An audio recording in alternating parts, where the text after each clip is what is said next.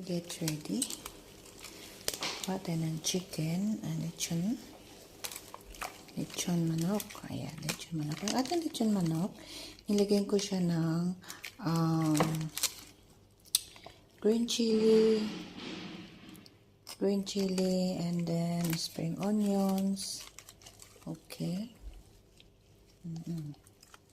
Tapos nag-blender ng bell pepper, and also the garlic and ginger. Ito yun siya. Okay. So, lagyan siya natin ng egg sa loob. Hindi ito siya naluto, ha?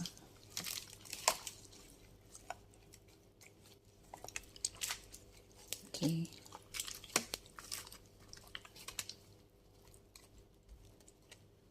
Then, that one, put up lagyan ang sauce sa ibabaw.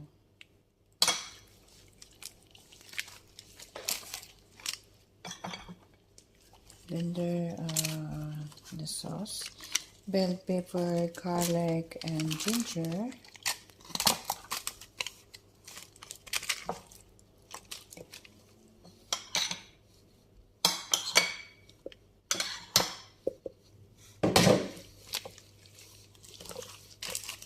Very nice.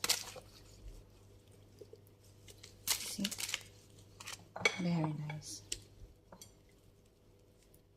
So now, para hindi maglabas yung init ng ating chicken, and then maluto ang ating egg sa loob, so I prepared the rice.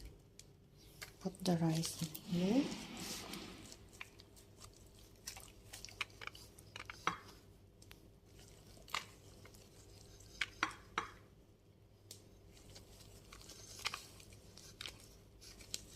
Okay.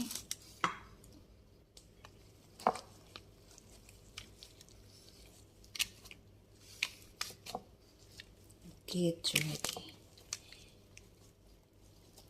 Chicken with rice and oven. See?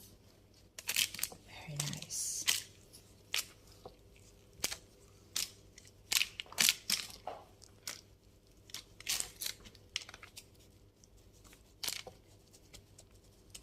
Thanks for watching.